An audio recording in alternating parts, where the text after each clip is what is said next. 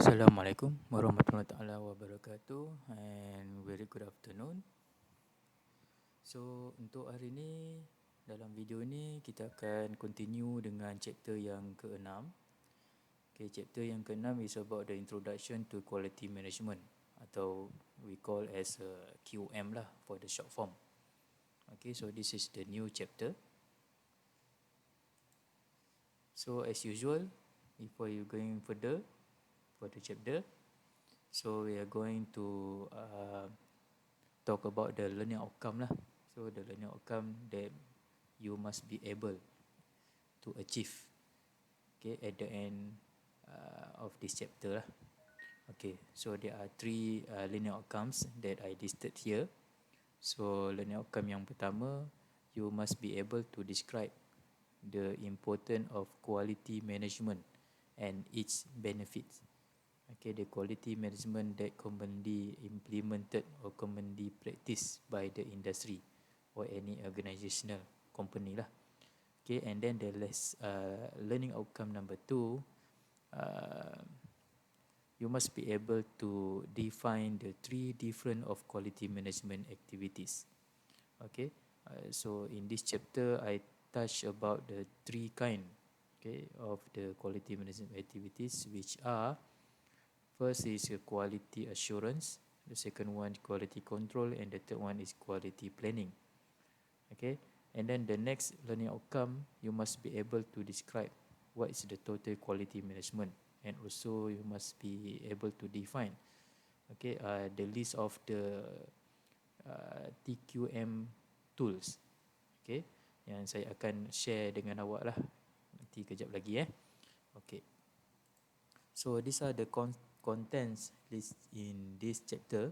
The first one is the definition of quality, followed by the quality management definition, and then I touch about the TQM, the total quality management, and then about the customer satisfaction, and last is the quality standards, is related to the international quality standard, or we call as the ISO lah.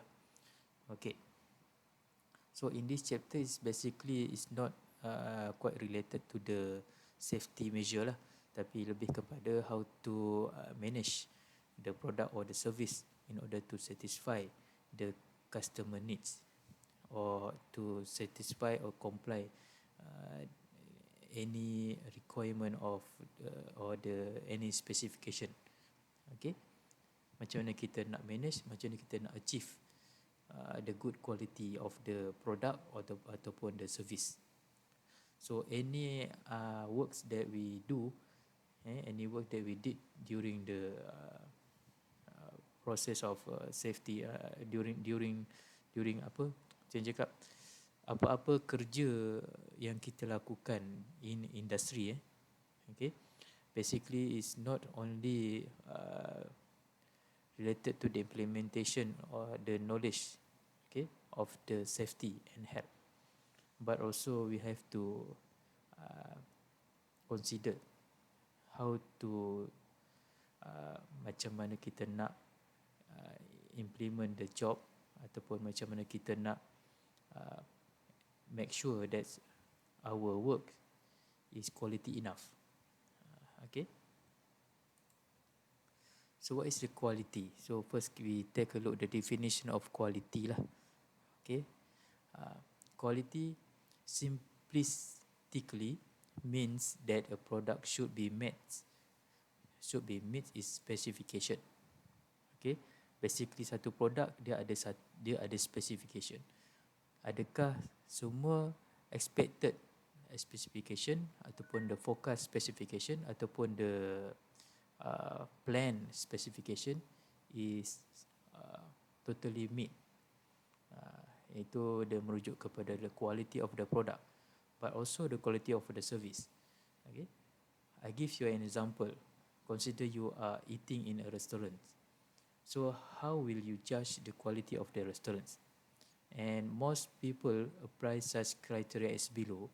First, we take a look the service of the restaurants. Adalah what kind of the service that restaurant give to the customer. Adakah makanan sahaja? Adakah other than the rather than food. Okay, and then the response time. Okay, we make the order, we give the order, and then berapa lama masa yang diambil untuk order kita sampai, makanan kita sampai. Okay, so it's about the food preparation lah. And then the environment, kita judge the environment of the restaurant, adakah bersih secukup bersih atau tidak. Okay, and then the price, kita akan make the comparison with the other shop, other restaurants in terms of price, mana satu yang lebih jimat. Okay, and then the selection of food variety. Okay, sometimes orang lihat restoran, dia melihat dari segi berapa ramai pengunjung ataupun customer yang datang ke restoran tersebut. Tapi ada juga orang judge restoran tersebut based on the variety of food. Okay, bila kita dah tengok the selection of variety of food, we also we consider the tasty lah, sedap ke tak sedap. Ini contoh kalau kita berada di restoran, macam mana kita judge the quality of the restaurant, not only the product but also the service to the customer. Okay, another example, for example, you want to buy a mobile phone. Okay, basically sebelum kita membeli satu handphone, kita akan memilih produk daripada mana, manufacturer, Samsung ke, Oppo ke, Huawei ke, kan. Okay? Perkara kedua yang kita lihat adalah specification. Adakah dia meet dengan requirement kita? Kita nak yang RAM besar, kita nak yang ROM besar. Okay, specification about the camera, screen resolution dan sebagainya. Kemudian bila kita dah beli, adakah spek yang kita dah pilih tu betul-betul memenuhi kriteria yang kita nak? Betul atau tidak? Di dalam manual mengatakan resolution adalah HD, high definition of resolution. Adakah betul? Kemudian bila dikatakan kamera sangat-sangat details, adakah betul? Itu adalah bagaimana satu manufacturer control dia punya quality of product. And then about the service, adakah benar manufacturer memberikan 2 tahun warranty, jaminan. Okay, jaminan 2 tahun. Kemudian adakah dalam masa 2 tahun betul dijanjikan oleh manufacturer 1-to-1. Okay, kalau rosak akan ditukarkan 1-to-1. Adakah betul? Itu is related to the quality service. Okay, so we talk about the definition of the quality and also the quality management. Okay, quality is the fitness for use, the ability of a good or service to meet the customer needs. Is a quality. Okay, quality of good or service. But how about the quality management? Quality management is about the methods, the procedure, the policies to ensure that goods and service are produced with appropriate level of quality meeting customer needs. Kalau quality dia lebih kepada good dan service, tapi quality management berkenaan dengan how do we manage in order to achieve that quality. Okay. Also, the multiple definition for quality is we think about the perfection. Kita nak perfect. Kemudian kita nak consistent. Quality tu consistent. Dia boleh long last sampai 10 tahun dan sebagainya. And then eliminating waste. Speed of delivery. It's about the quality service. Okay, delivery kita laju. Kemudian compliance with policies and procedures. Comply with the any particular standards, and providing a good usable product yang boleh digunakan, very good product. Okay, doing it right the first time.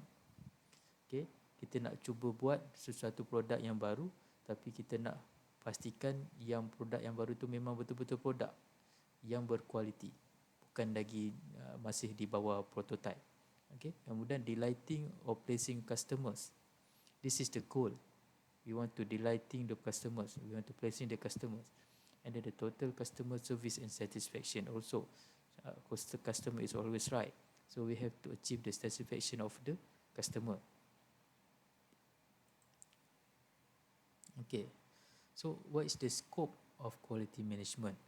Okay, there are 2 scopes. The main scope for large complex system and also the smaller system. For the large complex system, the quality management is the activities to document and record the progress. Okay, kalau complex system dia melibatkan banyak organisasi yang terlibat, banyak proses yang terlibat, jadi aktiviti-aktiviti yang dilakukan tu mesti didokumentasikan ataupun direkodkan sebab dia kompleks. Okay, benda-benda itu semua adalah untuk kita nak support the continuity improvement ataupun development for the next stage of the improvement, for example. Okay, for the smaller system is more about the quality of culture. Dia kurang dari segi documentation dan juga recording tu, tapi dia lebih kepada how to sustain the culture, the quality culture. Okay, and then the quality management and the project management cannot be same. Dia tak boleh berada di bawah maksud yang sama lah. Okay, because the quality management is about how to manage the quality, how to achieve the quality. But the project management is about how to manage the project. The outcome of the project is quality. Adakah project outcome tu berkualiti atau tidak? Jadi it's the two different thing lah between quality management and the project management. Okay. So the quality management activities, there are three kind of quality management activities. The first one is the quality assurance, the second one is the quality planning, and the third one is quality control. Okay, so this figure is just to illustrate or the overview of these three quality management activities. As we can see, for the quality control, the outcome is the product. Okay, produk tu sendiri, kita nak control produk tu supaya dia boleh sustain. Okay, macam mana kita nak control produk tu supaya dia boleh sustain adalah melalui not only the testing but evaluate. Kita evaluate produk, kita analyze produk tu. Okay, and then the quality assurance is jaminan kualiti. Jaminan kualiti is the process. The outcome is the process. The process to make sure that all the procedures and all the methods complies with any particular standard. Okay, yang melibatkan stakeholders, melibatkan clients. Okay, kat sini, di sinilah adanya berlakunya survey, any documentation involved di dalam quality assurance lah. Okay, kemudian quality planning, outcome dia adalah project tu dan juga enterprise. Yang ini kita nak plan untuk, okay, in order to achieve the quality assurance, okay, we have to implement some plan lah. Okay, kita lihat dia punya lebih details lepas ni. Okay, quality control. So we going to the deep of the definition lah. Okay, this involves checking the development process to ensure that procedures and standards are being followed. Okay, it's more to the quality review. Okay, saya bagi contoh lah di dalam fakulti kita. Okay, in any particular subject. Okay, basically setiap subjek kita ada teaching plan. Di dalam teaching plan kita ada bentangkan assessment method. That assessment method is the good example of the quality control, because you want to control the quality of the student performance. How do we control the student performance? Is by give the assessment through the quiz, assignment, final examination. Okay, bila the final examination we come out with the grade A, B, C, D and fail, for example. So daripada grade tu kita boleh tahu the quality of the student. Itu contoh dia. Okay, di dalam quality control kita ada 4 fasa, 4 phase. Kita ada act, ada plan, ada do and also check. And actually this phases is continuously happen. Kita tak boleh kata kita plan dulu baru kita buat do, kemudian kita buat check. Kita tak boleh kata kita buat act dulu, kita boleh kata kita buat check dulu. So either one, because these phases is continuously happen. Kita boleh plan dulu ataupun kita nak check dulu baru kita buat action. Kita nak buat dulu baru kita check, for example lah. Okay, so the elaboration of each phases that is awak boleh baca sendirilah. Okay. Next is quality assurance, jaminan kualiti. Is a procedures and standard. Establish the procedures and standard, and then provide the basic component required.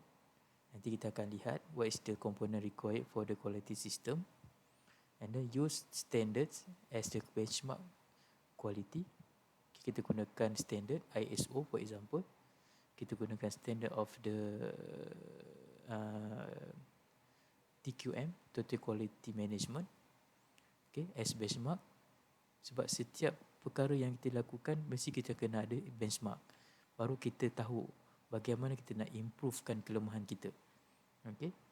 So control of system and processes, and then we focus on efficiency and also we assure the quality lah. Okay, this is the quality assurance. Make sure you can differentiate between quality assurance, control and also the planning lah. So this one is the different ataupun the versus quality assurance versus quality control. As we can see, there's the main difference is, kalau kita lihat di dalam assurance, dia lebih kepada support and feedback. Okay, deployment, kita lebih kepada documentation. Tapi di dalam quality control, dia lebih kepada analysis and evaluation. Okay, kita dah analyse, kita evaluate, then kita improve. Then what is the control? Kalau assurance dia lebih kepada documentation. Kita test, kemudian kita documented, kemudian kita dapatkan feedback, kita buat survey, and then kita design the procedure, design the method, macam itulah, and then kita deploy. Then the quality planning. The quality plan set out the desired product qualities and how these are assessed. Okay. And then the quality plan should define the quality assessment process. Inilah macam saya cakapkan tadi, contohnya di dalam any particular subject, you want to control the student performance. Okay, we have the planning. That's why we have the teaching plan. Okay, dalam teaching plan we come out with the syllabus for every week lesson. Okay, and then kita punya jadual untuk kita adakan laboratory session, okay, tutorial session, lecture session. That's the planning. And then assessment. Okay, dalam 100% pemakahan, kita bukannya pemakahan daripada final examination saja. Okay, tapi kita pemakahan melalui daripada assignment, daripada quiz. Sebab di dalam setiap subjek kita ada learning outcome. Jadi kita nak plan student punya performance, adakah dia achieve semua learning outcome. Jadi setiap learning outcome ada dia punya assessment dia sendiri, assessment method dia sendiri. Itu maksud dia. And then set out which organizational standards should be applied. Okay, di sinilah dia. Contohnya dalam fakulti kita, standard apa yang kita gunakan adalah kita gunakan OBE, Outcome Based Education. Kita standardizekan benda ni di setiap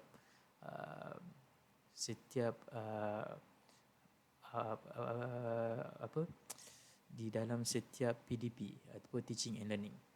Okay, kita wujudkan outcome based education. Jadi outcome based education tu adalah bagaimana kita assess student, apa yang kita nak student achieve di dalam any particular subject. Itu kita namakan sebagai outcome based education. So this is the example of the quality planning.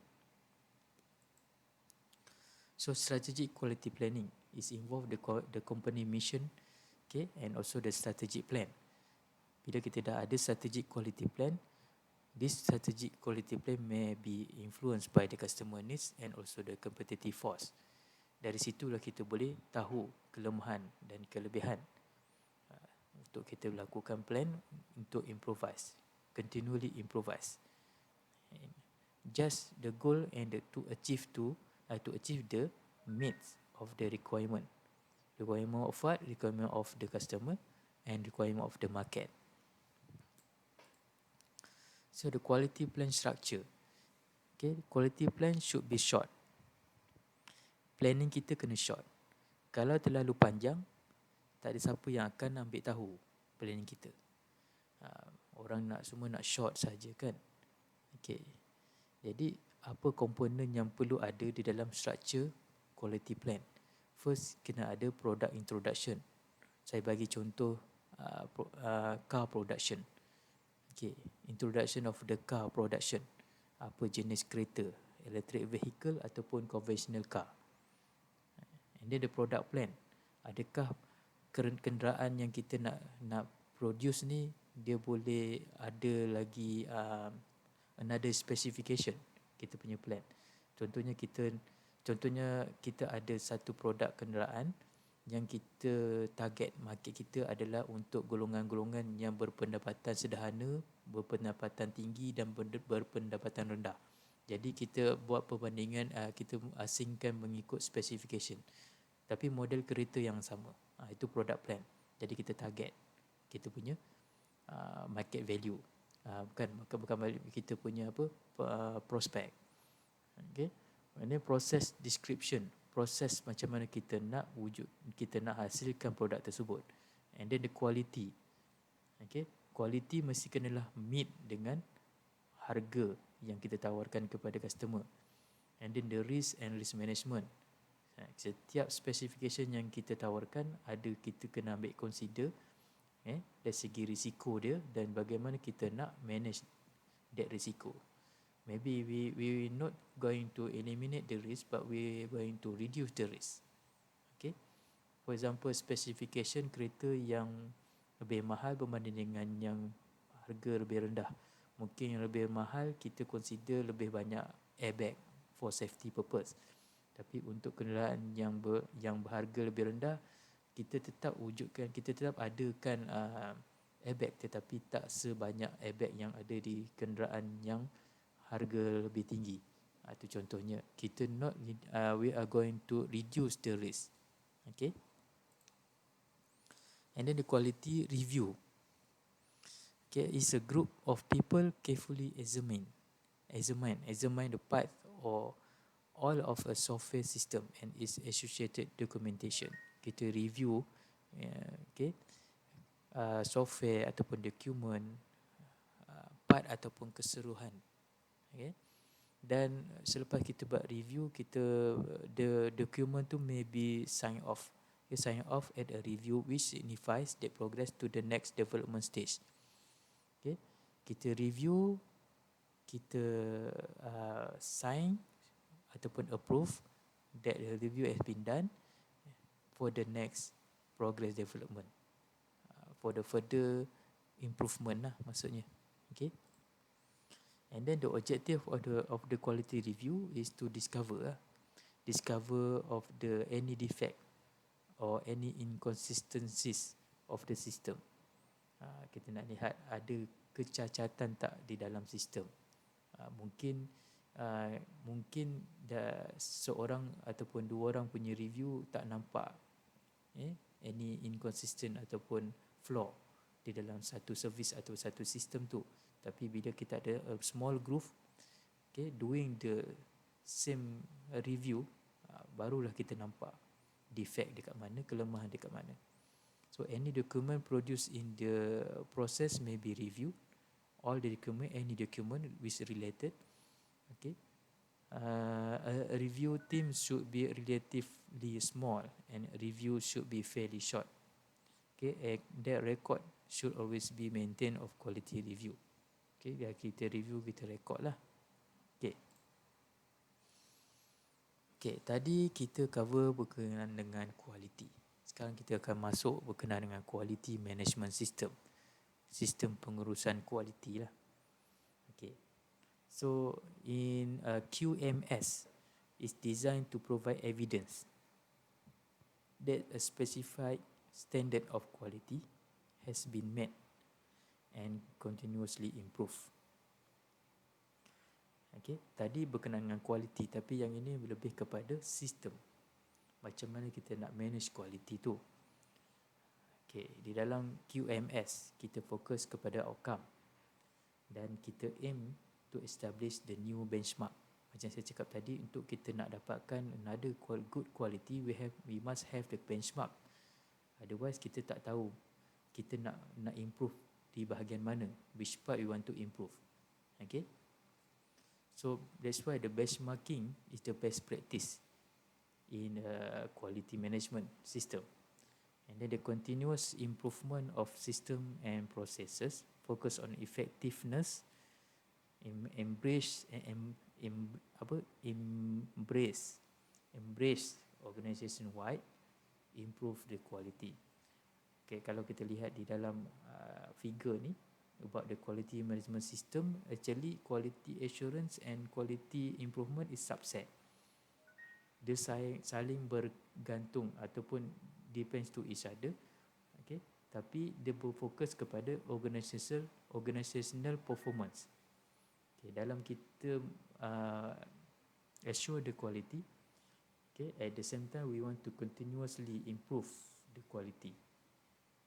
Okay, because we always to achieve the outcome. We always to focus on the outcome and outputs. Okay. Untuk pengetahuan awak, setiap subjek kita ada CQI. Okay, setiap batch of student, setiap any problem that we realize during the teaching and learning process.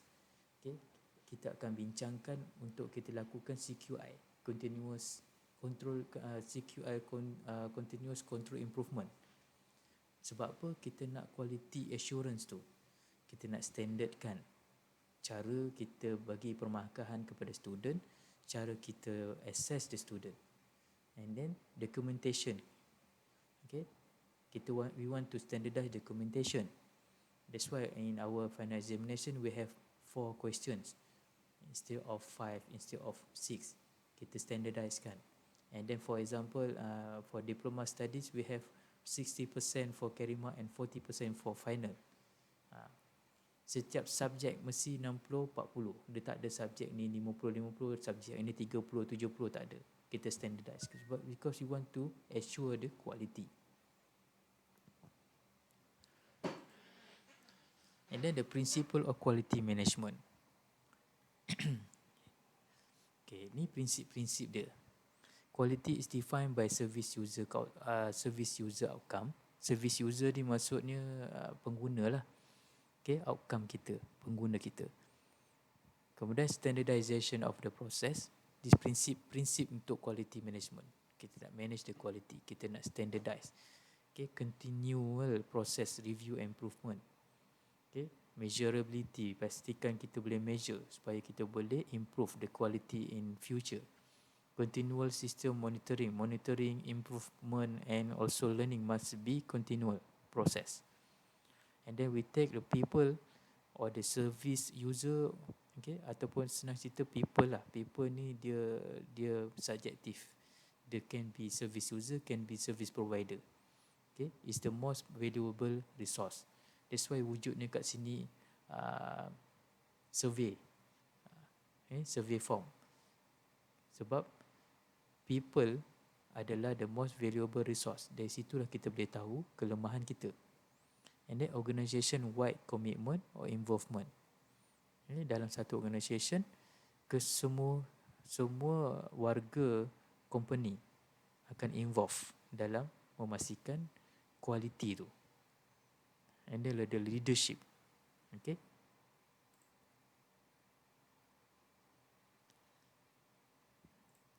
Okay, the benefits. Okay, benefits of quality management approach. Kalau kita menggunakan quality management system, apa benefit dia? Kita ada benefit kepada service user dan kita ada benefits kepada service provider. For the service user, improve service delivery outcome. Okay, bila kita tahu kelemahan daripada user kita yang menggunakan produk kita, jadi kita tahu, okay, macam mana kita nak improve service kita untuk deliver kepada user. And then we know how to increase the consistency and reliability in service provision. Sama ada kita nak consistenkan ataupun kita nak increase. And then opportunities for us to participate in service planning, evaluation and improvement. Macam tadi saya cakap lah, people is the most valuable source. Dari sini kita boleh buat satu survey, the satisfaction survey form, and the confidence in the quality of service offered. Bila kita dah tahu, kita dah dapat feedback daripada user, then kita ada confident level about the product quality ataupun service quality. Okay, what is the benefit for the service provider as a provider? We can improve the performance. Kita tahu the feedback, we have the feedback from the user. Okay, kita sebagai provider, kita akan sentiasa improve performance kita. Okay, and then kita sebagai provider, kita dapat satisfied pengguna kita. Okay, dan kita dapat improve kita punya image sebagai service provider. Contoh, kita buka kedai makan, kita bagi the good service kepada kita punya pelanggan. Jadi pelanggan kita akan viralkan kita punya kedai, bagi tahu, okay, kedai ni bagus, kedai ni servis dia mantap, apa dan sebagainya. Jadi secara tak langsung kedai kita viral, dan secara tak langsung kita akan improve kita punya image kedai kita. Jadi bila orang luar masuk negeri Melaka, orang luar akan cari kedai kita sebab image kedai kita baik. Okay, and the culture of continuous improvement, we can create the culture.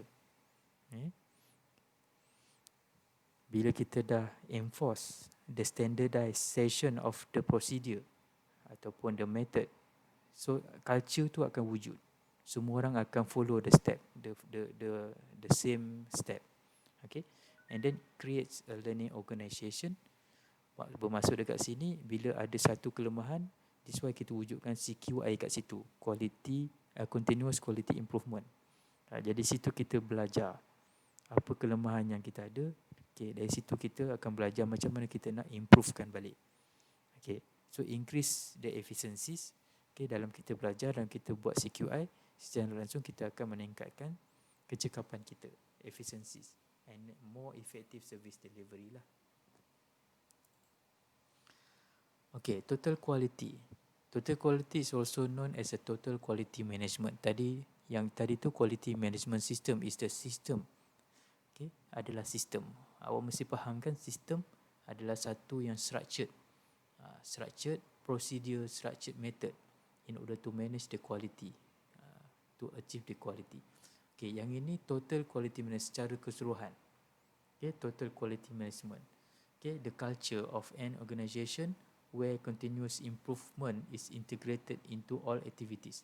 Okay, dalam total quality management, keyword is we integrate all the activities into the continuous improvement process.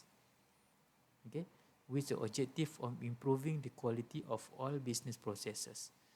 This is the main objective. We want to improve the quality.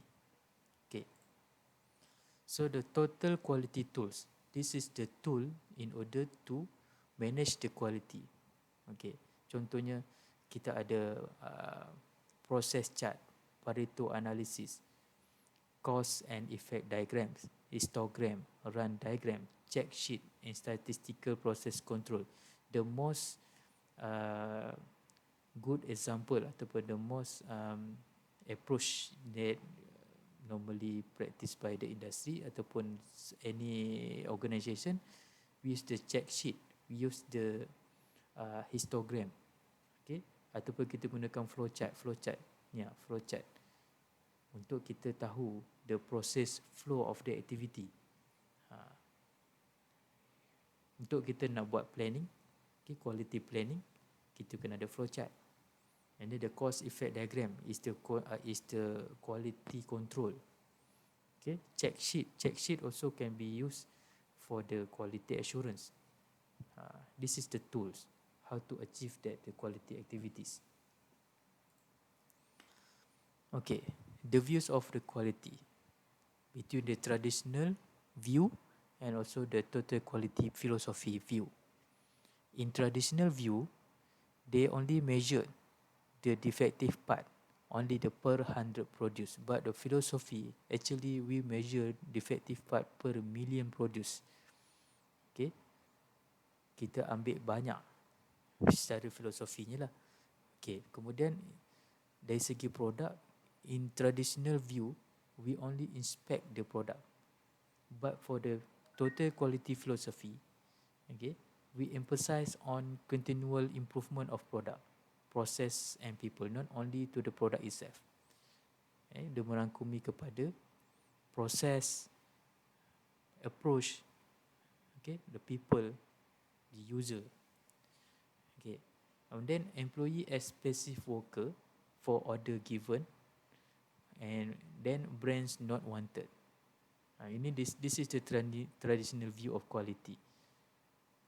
Workers is just like passive.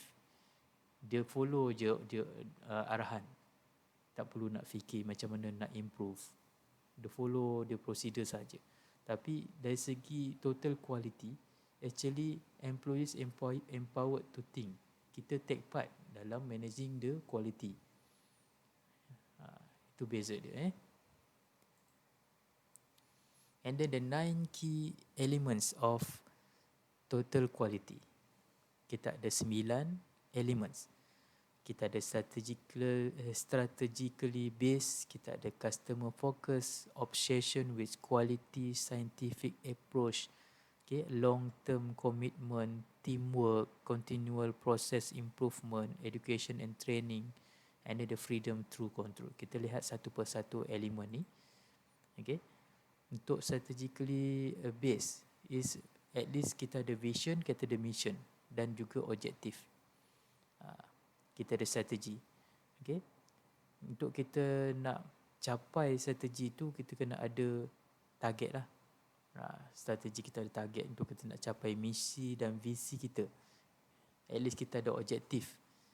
Okay, baru kita boleh come out with the strategic plan designed to give sustainable competitive advantage and toward achieving world leading quality and improve forever. Sebab kita dah ada strategi. Okay, kita dalam memerangi sesuatu, kita memerangi COVID-19 for example, we have the strategy, we have the PKP, we have the MCO, movement control order. That's why kita ada PKP, kita ada PKP B, kita ada PKPP dan sebagainya. Itu adalah strategi. Okay, untuk kita memerangi. Customer focus. Customer is the driver because people is the good source, is the valuable source untuk kita nak dapatkan feedback. Jadi customer is the driver. Driver of what? Driver of our performance. Okay, and this customer focus is applied to both type of customers, which is the internal customer and the external customer. What is the internal and external customer? Kita akan lihat sebentar lagi. And then obsession with quality. Ini elemen, ini elemen ataupun komponen yang kita perlu ambil tahu. Kita kena consider dalam total quality. Kita obsess dengan quality. Organisation must become obsessed with to meet or exceeding the quality. Kita dah fokus, kita dah plan, kita dah target any specific requirement or the specification. Tapi because of we obsessed with the quality, actually we want to exceed that target. Okay, so bila kita dah obsessed dengan quality, secara tak langsung kita akan berfikir how can we do this better and better. Good enough is never enough. Okay, sentiasa perfectionist. And then scientific approach. Ini kita menggunakan data lah untuk kita nak mencapai dia very very good quality. Kita ada hard data used to establish benchmark. Okay, monitoring performance and making the improvement. Okay, daripada Frederick W. Taylor, okay, dia ada menyatakan dekat sini ada 4 principle of scientific management: examine, train, supervise and allocate. Examine task to determine the most efficient method. Okay, kita periksa task untuk determine the most efficient method, and then we train the workers to use the developed work methods. First kita examine, kemudian kita train the workers, and then lepas kita train the worker, kita supervise workers tu to ensure they use the work method, and then we allocate responsibility for carrying out work as planned. Okay, di sinilah berlakunya ada menggunakan tools of the quality management, sebab kita lebih rigid dekat sini. Kemudian long term commitment. Management innovations after attending short-term seminars often fails in their initial attempt to adopt quality approach. Okay, kebiasaannya dalam pengurusan, okay, selepas kita, kebiasaannya kita tak terus berjaya lah, kita akan fail during the first attempt. Jadi dekat sini commitment is very very important. Okay, sebab apa kita fail? Sebab we look the total quality as another management innovation rather than as a whole new way of culture. Okay, kita lihat total quality ni adalah management innovation, maksudnya lebih kepada pengurusan sahaja tanpa consider komitmen daripada pelbagai pihak. Kita kena ada komitmen, kita kena ada culture. Okay, and then teamwork. Partnership is not a pretense, berpura-pura. It is a common struggle for the customers, not separate struggle for power. Not a silent apa tu?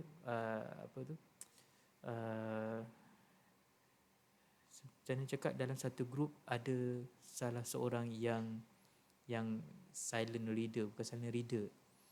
Apa term yang kita gunakan tu? Okay, tahu-tahu je dia dapat markah tinggi, padahal dalam grup dia tak buat kerja, ataupun komitmen dia tak ada menunjukkan yang dia ni adalah seorang yang teamwork. Okay, tapi markah dia dapat sama macam orang yang melakukan kerja. Jadi janganlah kita ambil tu sebagai kita punya opportunities. Kita jadi opportunist dalam satu teamwork. Kita struggle untuk kita dapatkan nama. Okay, ada yang tak struggle, tujuan kita masuk satu group yang struggle, supaya kita nak dapat markah tinggi, padahal kita tak struggle pun macam orang lain. Okay. And then the continual process improvement. Fundamental of the quality goals is quality of product or services. This is the goals, the main goal of the total quality. And then to continually improve the quality of product, it is necessary to continually improve the system. Okay, kita sentiasa kena ada CQI. Kita kena ada 4 ni, forecast, kita kena ada plan, kita ada execute, kita kena review. Okay, benda ni, proses ni continuous, dia tak ada stop. And then education and training, fundamental to total quality. And they represent the best way to improve people. In an organization, every should constantly learning. Okay, every people should constantly learning. Tak ada orang di dalam satu organisasi tu dia semua tahu. Jadi menuntut ilmu tu adalah sentiasa berlaku. Encouraged by management and know how to work hard and smart. Okay. Kemudian yang ke-9, freedom through control. This one is the balance between the organisation control and also the employee freedom. Okay. Increase the ownership feel about the decision made. Setiap employee have their own right, okay, to make the decision. Okay. Mistake yang biasanya berlaku di dalam satu organisasi, di mana management dia melihat employee involvement tu adalah satu kerugian. bila employee come up with any suggestion, okay, management dia ego, okay, arrogance to take that suggestion. Dia mempertikaikan ataupun mempelekehkan. Dia kata tak boleh lah benda ni. Cuba kita ambil, okay, kita ambil decision ataupun suggestion tu untuk tujuan improvement. Jadi involvement of the employee must be ada dekat dalam satu organisasi. Kita kena transparent lah. Okay. And then the understanding who is customer. Historically, customer were considered who use a company's product, and supplier were outsider. Okay, supplier adalah outsider. Customer adalah user yang menggunakan produk kita. Supplier adalah outsider yang provide the material yang diperlukan, material needs to produce the product for consumer. And a more contemporary view, every organisation has both internal and external customers. Dia tak ada lagi istilah customer dan juga supplier. Okay. In historically, company kita ada supplier masuk dalam satu company and process, then product akan pergi ke customer. Ini the common practice. Supplier supply barang atau supply the needs of the material to the company, and the company do the process to come up with any particular product, and then the product at the end goes to the customer. Okay.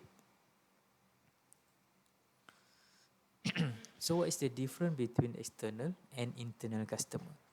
External customer is a user lah, who purchase and use the company products. But for the internal customer, people or department within a company. Maksudnya staff lah, organisation, okay, yang rely on colleges to provide the support. They need to serve the companies. Macam saya sebagai pekerja di UTM, pensyarah dan juga pensyarah di Fakulti Future Electric, saya adalah internal customer kepada UTM. Okay, yang support UTM untuk memastikan UTM mencapai misi and visi dia.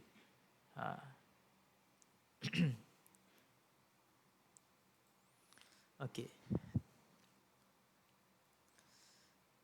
Customer define value.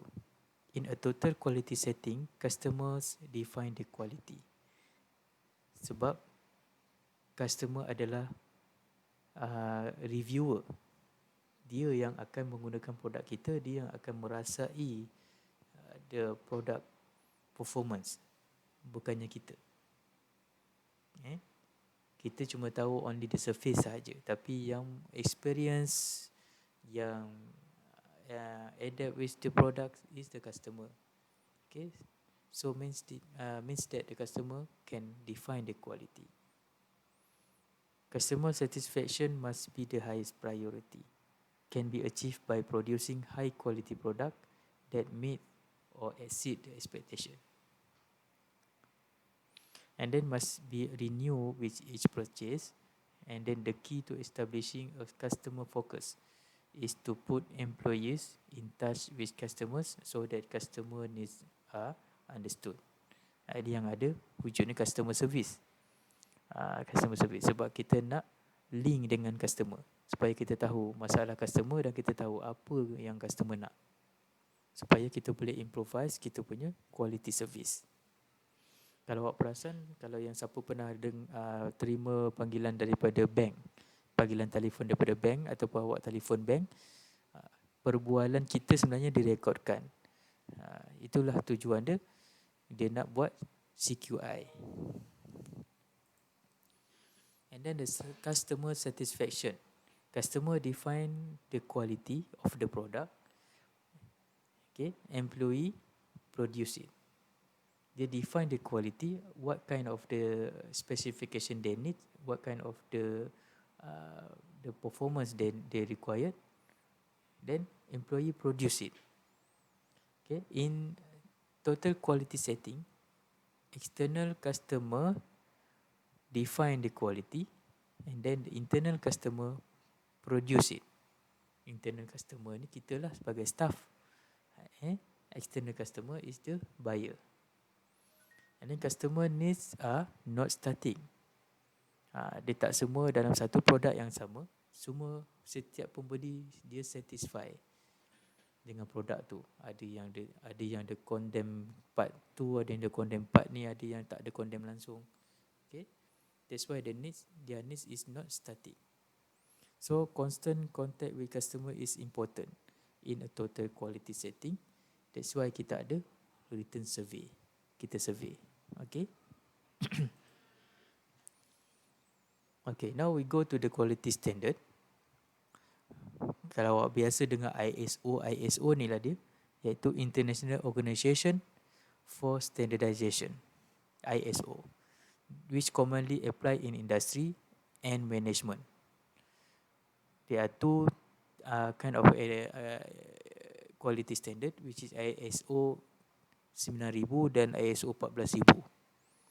So ISO is a name used for the international organization. Okay, so dia formed in 1947 in Geneva, Switzerland. Okay, so kita mengenal apa itu ISO 9000 dan ISO 14000. Okay, ISO 9000 adalah international quality standard lah untuk good dan service, produk tu dan juga service. So what is the aim of this ISO? Historically and also the new aim. Historically, to ensure that the product or service provided by a registered organisation are consistently fit for their intended purpose. A registered organisation. Okay, tapi aim yang sekarang to enable organisation to better serve their customer and be more competitive is not only specific ataupun focusing on the registered organisation, tapi lebih kepada better serving to the customer. And then ISO 9000 does not set any specification for quality. Okay, rather it set broad requirement for the assurance of quality. Okay, jaminan quality and for management involvement. Dia lebih kepada management of the quality. Is a ISO 9000. More on prevention rather than inspection and rework. Jadi prevention from what? Prevention daripada unstructured of the management.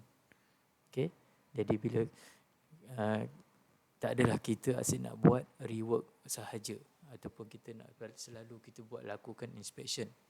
Okay, and then ISO 9000 is about standardization to approach. Okay, ini standard lah. Actually ISO 9000 is about the standard or the guideline. Dia ada 9001 sampai 9006 tak silap.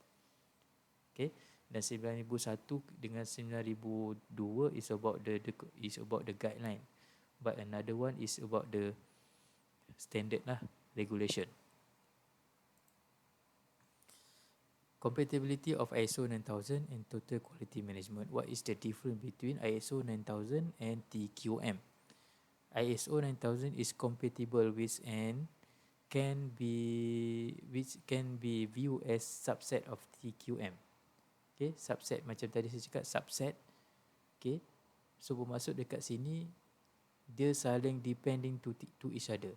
For example, organisation that already apply TQM in a mature level can find it is easy to implement ISO 9000 because TQM has its top management commitment, documented process and procedures, continuous improvement, obsession with quality, etc. Sebab dia dah biasa mengamalkan TQM, jadi bagi dia nak implement ISO 9000 is quite simple to implement lah. Easy to implement. This means TQM require everything required by ISO 9000. Apa yang diperlukan di dalam ISO 9000 dah ada di dalam TQM. Okay, that's why the subset. Say no international certification for TQM. Okay, tapi ISO 9000 dia adalah international standard certification. So even a mature TQM organization may find it is necessary to seek ISO 9000 to satisfy the demand of its customer. Even company ataupun organisation yang tak mengamalkan ISO 9000 tapi mengamalkan TQM, dia akan lihat juga ISO 9000 ni untuk dia nak satisfy demands customer dia. Jadi sebenarnya TQM ni adalah elemen-elemen yang ada di dalam ISO 9000. On the other hand, traditional organisation that is registered under ISO 9000 may find its need to larger TQM to stay competitive. Okay, company yang tak mengamalkan TQM tapi mengamalkan ISO 9000, okay, mungkin dia akan they might be find that's a need to implement the TQM because TQM is more competitive. Okay. Now we go to ISO 14000. Yang tadi ISO 9000 adalah is about the product, okay, good and the services, but for ISO 14000 is the standard for environmental management system. So the aim of this ISO is to reduce the environmental footprint effect of a business and to decrease the pollution. Kita nak reduce the environmental footprint effect ataupun environmental effect daripada business kita, dan juga kita nak reduce, nak decrease the pollution and waste. Also to help organisation minimize how their operation negatively affect the environment. Okay, daripada standard yang digariskan di dalam ISO 14000 ni, satu organisasi dia tahu macam mana dia nak minimizekan environmental effect disebabkan dia business activities lah. And then this ISO is applicable to all types of organisation, either large or small, either private or public sector. And then the benefit of ISO 14000, first is reduce cost of waste management, sebab kita dah standardkan, kita dah ada guideline, jadi kita tahu macam mana kita nak reduce cost. And then we can saving in consumption of energy and materials, lower distribution costs, improve corporate image among regulators, customer and the public. Okay, because we are obsessed to controlling the environment effect and also the pollution. Okay, jadi orang akan lihat kita punya organisasi ataupun kita punya business ni is a clean business lah, tak melibatkan environmental effect dan sebagainya lah. And then the outline for continual improvement of environmental performance. And then the comparison between the ISO 9000 and also the ISO 14000.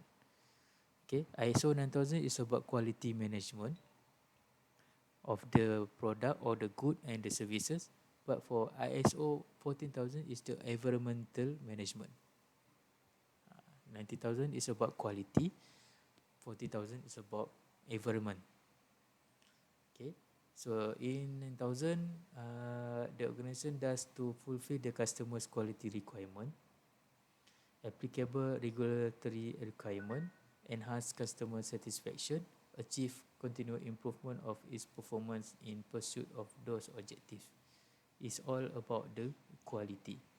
But for 14,000, the organisation does to minimize harmful effect. They realize or they analyze about how to minimize the harmful effect on the environment because of their activities, and then achieve continual improvement of its environmental performance. Okay, continual improvement also, but related specific to the environmental. Okay, so end of chapter 6. Thank you for watching this video until the end. Okay, kita habis sampai chapter yang ke-6. InsyaAllah kita ada chapter lagi yang seterusnya, chapter yang ke-7 berkenaan dengan Digital Quality Management Tools. Kita akan lihat satu persatu tools yang saya present di dalam chapter yang ke-6. Okay, so itu saja perkongsian saya untuk chapter yang ke-6. Terima kasih di atas komitmen awak semua untuk melihat ataupun menonton video ni sehingga habis. So sampai di situ saja. Semoga kita bertemu lagi di chapter yang berikutnya. Terima kasih. Assalamualaikum